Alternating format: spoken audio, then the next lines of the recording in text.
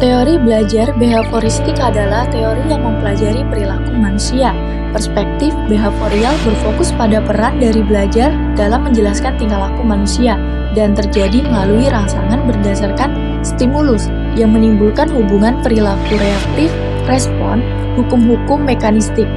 Asumsi dasar mengenai tingkah laku menurut teori ini adalah bahwa tingkah laku sepenuhnya ditentukan oleh aturan, bisa diramalkan dan bisa ditentukan. Teori belajar behavioristik muncul sebagai pendekatan yang menekankan studi perilaku manusia yang dapat diamati. Teori ini meyakini bahwa perilaku dipelajari melalui interaksi antara stimulus dan respon, bukan dari proses mental internal. Asumsi dasarnya adalah perilaku dapat diramalkan dan ditentukan oleh aturan-aturan lingkungan, serta pengalaman belajar sebelumnya. Behaviorisme fokus pada objektivitas, eksperimen, dan observasi langsung untuk memahami dan memodifikasi perilaku.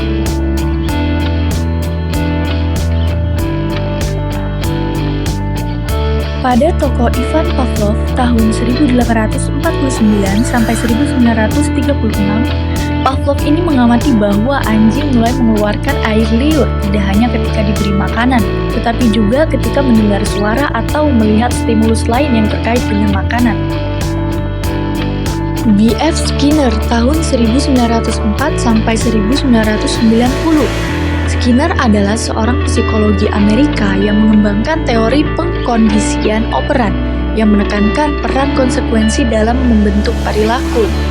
Dalam pengkondisian operan, perilaku yang diikuti oleh konsekuensi positif cenderung diulang, sedangkan perilaku yang diikuti oleh konsekuensi negatif cenderung dihindari. Edward Thorndike tahun 1874 sampai 1949, Thorndike adalah seorang psikologi Amerika yang dikenal karena hukum efek yang menyatakan bahwa perilaku yang diikuti oleh konsekuensi yang memuaskan cenderung diulang, sedangkan perilaku yang diikuti oleh konsekuensi yang tidak memuaskan cenderung dihindari. John B. Watson tahun 1878 sampai 1958. Watson adalah seorang psikologi Amerika yang dianggap sebagai pendiri behaviorisme.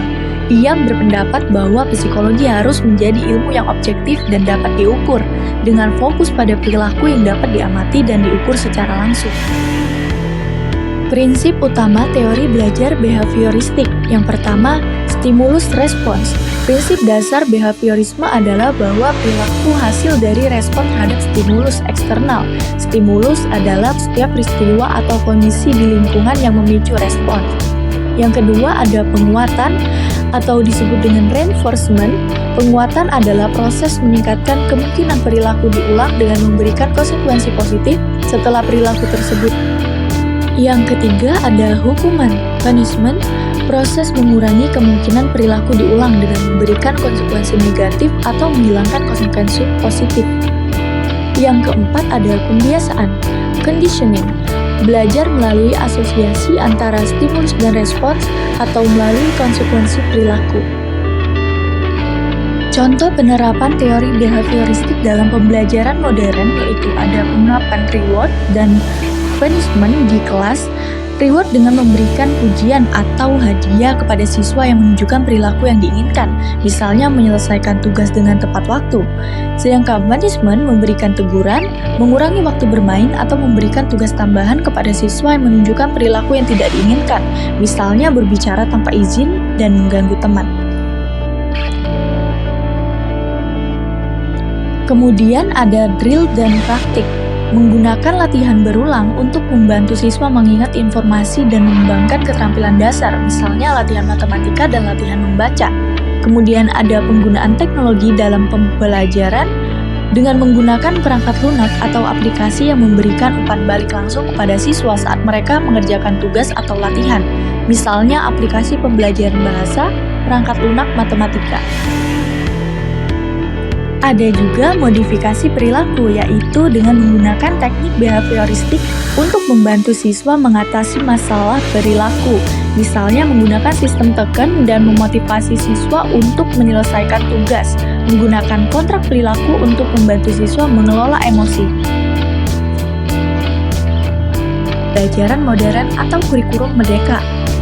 Kelebihannya fokus pada perilaku yang dapat diamati, efektif untuk membentuk perilaku sederhana dan mudah diterapkan. Kelemahannya, mengabaikan proses mental internal, dapat menyebabkan pembelajaran yang dangkal, kurang cocok untuk pembelajaran kompleks dan kreatif, terutama dalam konteks pembelajaran modern atau kurikulum merdeka.